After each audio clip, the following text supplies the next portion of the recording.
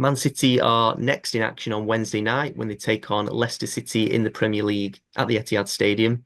Yeah. While Man City have won just two of their last six Premier League games, Leicester have struggled immensely under Ruud van Nistelrooy. They've lost 13 of the last 14 league games now, and they've lost each of the last six without even scoring a goal. So, relegation beckons for them at the moment. They're 9 points adrift of safety.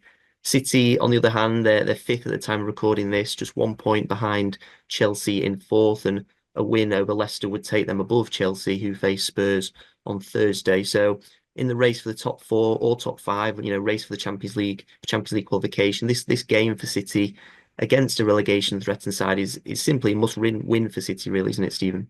It's must win and must score a lot of goals, if I'm being honest. I think top five's confirmed now, so essentially, um, there is there's very little excuse for City to not get top five, given the quality of the squad that they've got and given the resources that we've got compared to other sides.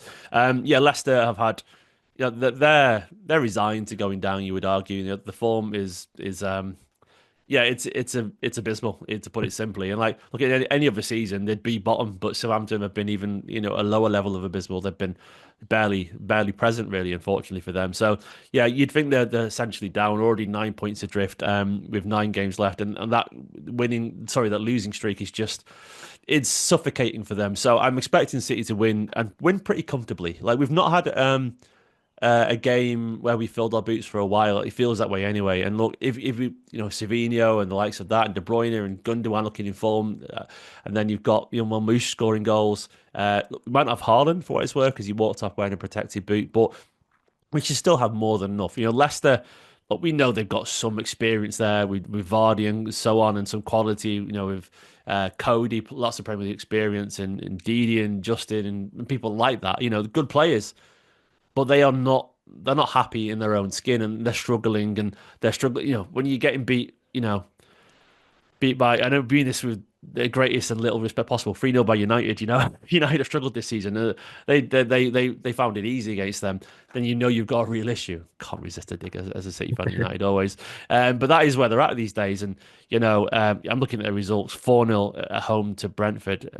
That must be sobering. Brentford are a good side, but at home you'd want more there. And Everton beating 4-0 as well. Like everyone is tonking them right now. So City should, in theory, be able to put most combinations of players out on the pitch. And at home at the Etihad, given everything, we should be comfortable there. Like something has to go disastrously wrong for City not to win this game, I think. Yeah, City beat Leicester 2-0 at the King Power Stadium in their final game of 2024, and they've won nine of the last 10 Premier League games against Leicester, so they've got a very strong record Yeah. against the Foxes. Now City got nine Premier League games left of this season. They're in a good position, but maybe not a strong position to secure Champions League football. And of those nine remaining games, including the midweek clash with Leicester, how many of those, Stephen, do you think City need to win to secure Champions League football? Well, I'm looking at it. So not nine, not including Leicester. Is that right? Or including Leicester? Nine, including Leicester. Okay, so you presume we beat Leicester. So you've got how many of the Leicester eight? You've got United away, you've got Palace at home, Everton away, Villa at home, Wolves at home, Southampton away. So you presume Southampton in the last day of the season, you presume they're relegated. Well, they are relegated. They will be. So you'd think we'd win that one. Oh, we've got Bournemouth as well. Sorry, Bournemouth and yeah, Bournemouth and Fulham. So Fulham away. You think we probably beat Southampton away, almost certainly. Wolves at home feels like a really strong shout. Um, you, United, I don't know. We'll see where we're at with Haaland. You think so, but Old Trafford, they struggled a little bit. Um, I suspect we'll probably be all right against Bournemouth at home as well, given everything. I reckon if you win, so presumably we beat Leicester, if you win four four of those eight, you're probably going to get it because I reckon the other side's around him. We've got to play Bournemouth and Villa as well. I think they'll take points off each other, and like they're not consistent enough. I think these sides to get there, and I presume so. If we win four out of the eight and we beat Leicester, that's 5 out of 9, and I think that should just be about enough to get City in the top five. I would guess a couple of draws in there as well, and a couple of losses, and they'll almost certainly be safe. So that would be say 2 draws and 5 wins. That'd be 17 points. That would be enough, I reckon, to get City in the top five, and I suspect that's very attainable for City. A couple of tough games there. Villa will be difficult, but it is at home. I think Villa, Fulham away, but I think we should be all right at that point already. I reckon. Yeah, I mean, some of those games you mentioned there, I think Bournemouth and Fulham are the final two, I think, if I'm right. Yeah, So, at that stage of the season, things might have already been maybe not wrapped up, but things might be a lot more yeah, they could have dipped a little decided bit, for certain Bournemouth. Yeah, teams. Yeah, I mean, Fulham have a poor run now and lose, say, I don't know, 3, 4 games, and they could be well out of it. they're still Heading into within it, that aren't they? fight. 3 points as it currently stands. Yeah, Yeah, but heading into that final game for City, it yeah, might need to maybe just get a draw or something. Fulham may have nothing to play for, so it does depend maybe on what the other teams are doing. You'd expect all of these teams really to drop points maybe in some of these games. I think I'd yeah. be surprising if all of them, or at least one of them, were to win them all now heading into the season, end of the season. But They're not consistent enough, I don't think. I mean, Brighton are in no, really good form compared to most of them, but I look at even Newcastle lost a couple of games recently. Chelsea have.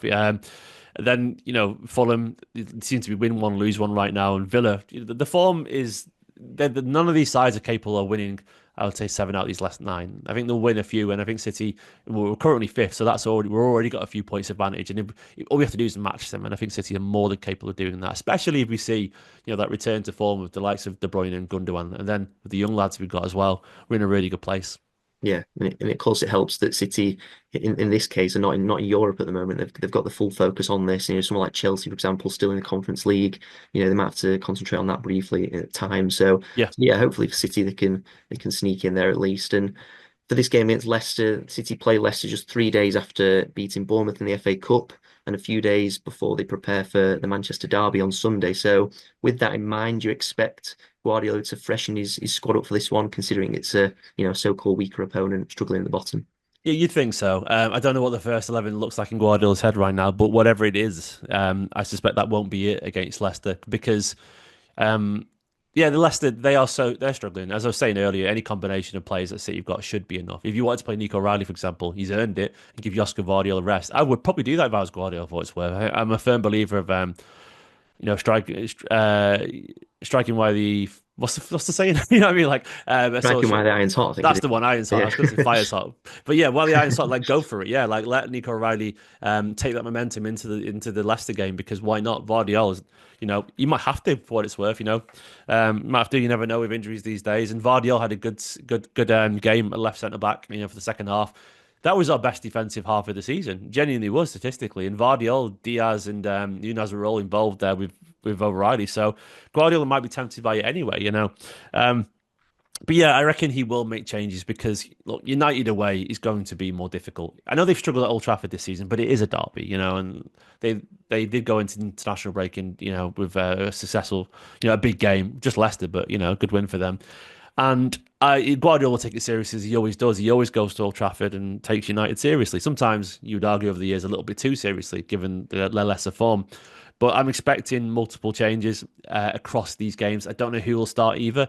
Um, but I do enjoy right now the chance to make these changes and the rest that we get midweek, and I think Guardiola will look at this the Leicester game as a relatively easier one, and then he'll have players that he wants to play for United, and he can make those changes. But also, you could argue, you might just play the best side of both because we haven't got that many games left. And in previous years, Guardiola has just gone at this stage of the season. Once you're in, you're in. You're playing. We're focused.